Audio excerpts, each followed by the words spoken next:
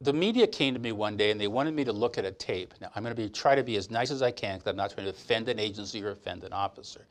But the tape was an incident where a person, they had a warrant for a person or an arrest. He had committed domestic abuse. They pulled the guy over. They ended up on a small issue. They maced him. He's down on the ground. It's a minority. And I want you to think of the consequences of your behavior. Now, the officer is talking to the guy, and he's laying on the ground. He's been maced. He's coughing. He's spitting up. And the guy's screaming, "What did I do? What did I do? What did I do?" And I'm going to reenact this, but I'll also have the tape. You can take a look at it.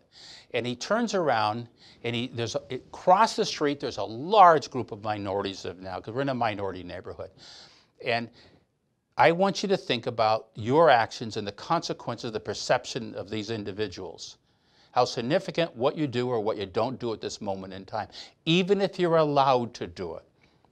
As he's laying on the ground and he bends forward and he's coughing, the officer bent and kicks him right in the upper chest. And the group goes crazy. Look what he did. He kicked him, everything else. Now he's by himself and the guy's on the ground. The guy is big. And the officer's not that big.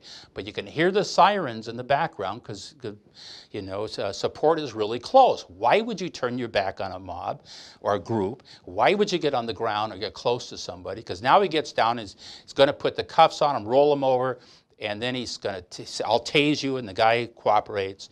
He sits him up, next part, grabs him by the hair to lift him up.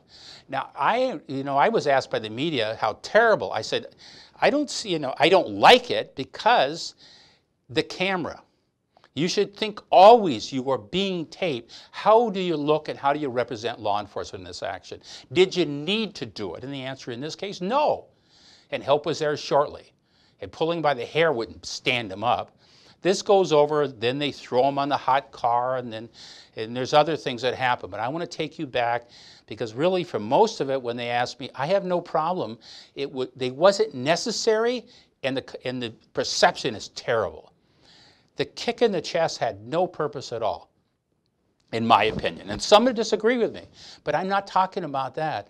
I want you to think about everything you do and the consequences of your behavior. I don't care if you can by the law or by the policy do it.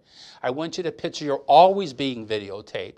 And when people look at this, what judgment are they going to have for you and other officers? It was on the media, heads of minority groups saying, look, we always knew the police were like that. There's our proof. What happens to the next police officer that tries to stop somebody? Are your actions putting other people in danger? Is it affecting our relationship with the minority community and perception? And we're going to talk a lot about perceptions. Remember when we talk about, or in this class, we talk about Plato's dividing line, and a lot of our beliefs and perceptions, that's where they come from. This thing on television, or the people that share the story. Think about the ethical consequences. I don't care if you can do it. Is it right to do it? And that becomes the key when we look at the difference between laws, policy, and ethics. Thank you.